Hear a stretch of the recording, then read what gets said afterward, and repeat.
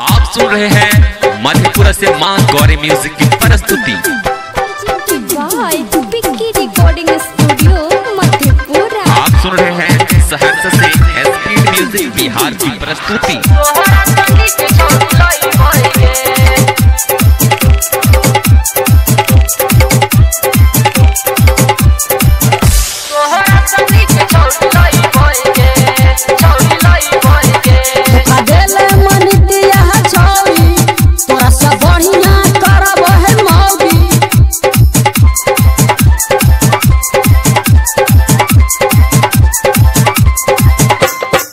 धोखा देले मंगितिया छौरी तोरा से बढ़िया करब है मौगी।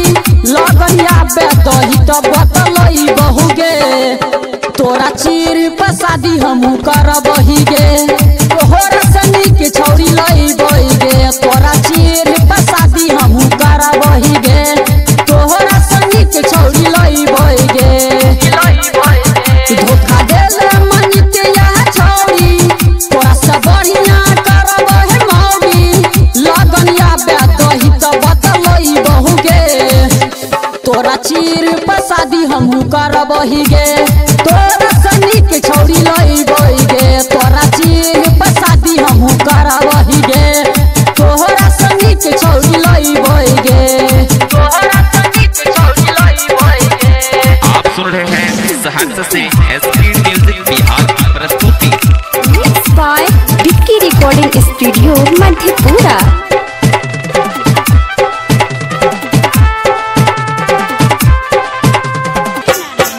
प्यारी कोइले हमरा समनितिया दोसरा से कैले शादी गे। करके गइले हमरो जीवन में तू बरहवादी गे। प्यारी कोइले हमरा समनितिया दोसरा से कैले शादी गे। करके गइले हमरो जीवन में तू बरहवादी गे। पटिया ने छिए बढ़िया अगुआ पिनिए लब शादी वाला भगुआ। Mix by Vicky recording studio Madhepura.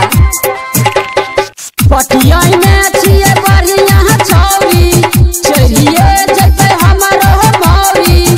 फागुनिया बे दही तो बतलई बहुगे तोरा चीर पे शादी हमहू करब ही गे।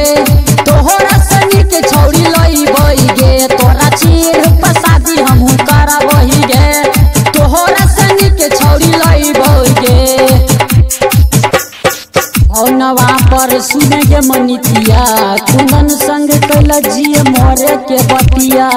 तब बोटिया खेलसवा के संग में जोड़ल तोहे शादी के गेठिया।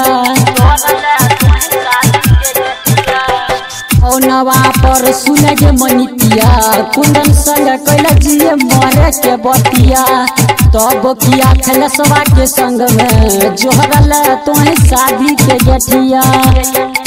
तोरा सैया के मारब गोली कहै छियौ मंगितिया छौरी। आप सुन रहे हैं मधेपुरा से मां गौरी म्यूजिक की प्रस्तुति। तोरा सैया के मारब गोली